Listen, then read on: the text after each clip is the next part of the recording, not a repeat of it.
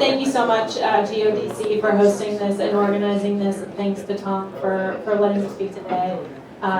It's a really awesome event, and I always like coming here.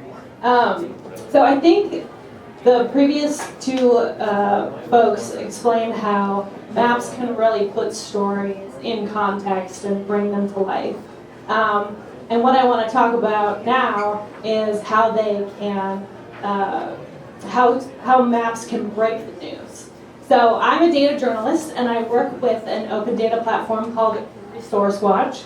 You should check it out. And next slide. We also, World Resources Institute also has a few other open data platforms, one of which is Global Forest Watch.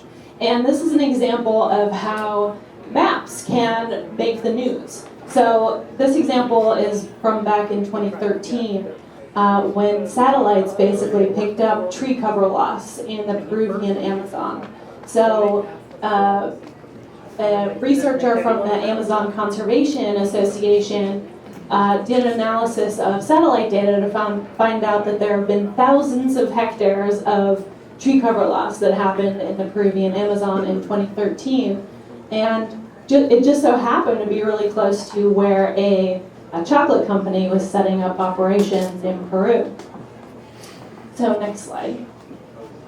So actually not much happened with this analysis until the company, United Cacao, ended up being publicly traded on the London Stock Exchange and claimed to be a future provider of the largest, supply of sustainable and traceable cacao, which is obviously used to make chocolate, in the world. So a couple months after they became publicly traded on the London Stock Exchange, Manga Bay picked up the story from the Amazon Conservation Association and backed it up with aerial imagery to find out that United Cacao, next slide, had been responsible for thousands of hectares of tree cover loss.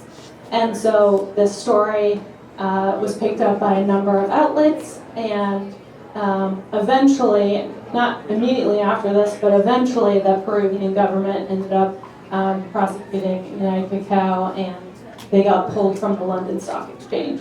So that's one example of how satellite data and maps can break the news. Next slide. So related to forest data, just last week, Global Forest Watch released their annual data on global forest loss, and it's still bad news. Deforestation is still a thing. And in 2018, we had the fourth highest rate of tree cover loss since we started tracking forest cover loss in 2001. There's some good news that tree cover loss in Indonesia has gone down. Bad news is, next slide, that there's been a new frontier of deforestation that's happening in Western Africa. So this is tree cover loss on visualized on Resource Watch. Sorry that you can't see it very well, but the pink areas show where we're losing tree cover. And there are two countries in which tree cover loss has spiked in recent years, and that's Cote d'Ivoire and Ghana. And those two countries also happen to be the countries that we get 60% of our chocolate from. So that's bad news if you like chocolate, like I do.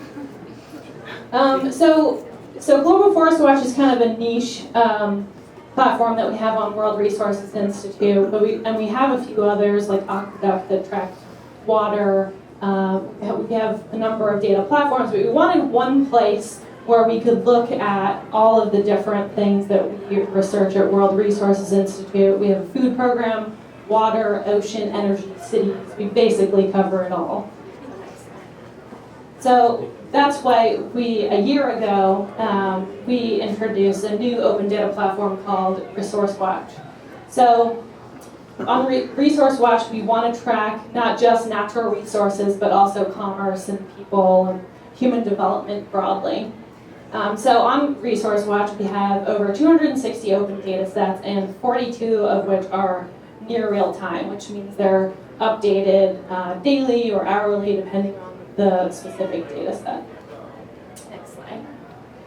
So one of the data sets that I get to play with, which is really exciting, is the Global Power Plant Database. So this is a database of all of the power plants around the world, at least all that we have data for.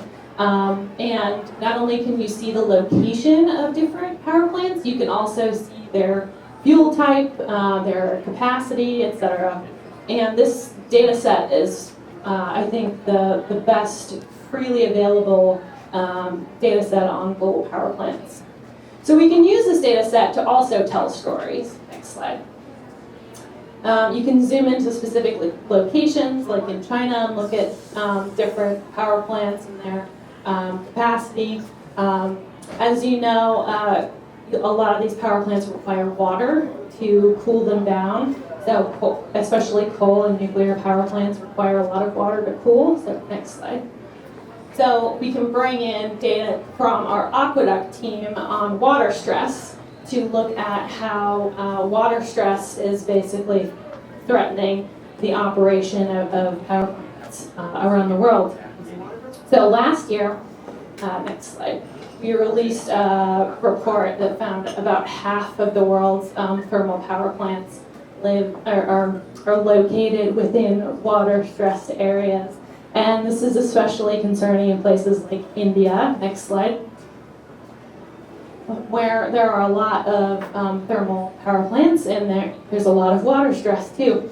So between 2013 and 2016, about 14 of the 20 largest power plants in India had some period of having to be shut down because of water shortages, which cost those utilities $1.4 billion, not to mention the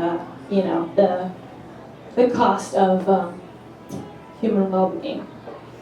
But I promised also to talk about less depressing things, and next slide. I wanted to also talk about booze because we're in a bar. So as you know, last year there was a great study that came out on beer production. No, someone doesn't like this study. Oh, they don't like right, I get it, okay. Yeah, there was a study that came out last year that said beer prices could double because of climate change. And it was the most shared and read study on climate change that happened last year. So we're taking the hint, it gets the clicks, and next slide. We will be doing some research on climate change and how it might affect your booze. For example, how will water stress and temperature changes affect wine grape growing regions in California? Stay tuned. So there are many stories that we can tell from the data. Next slide. And the Resource Watch is really meant for you, journalists and analysts and people who are working with data all the time. Please let us know if you have any data you think would be useful, or if you have any story ideas and you think we might be able to put our small but mighty team of analysts to work. And also, I want to emphasize that we're still in beta, but let us know if you see anything on the platform that you think could be improved. And we'd really love to hear from you. And ultimately, we want the platform not just to be really cool and have a lot of data on it. We want to also have it make change. So please join us because we can't do it alone. Thank you.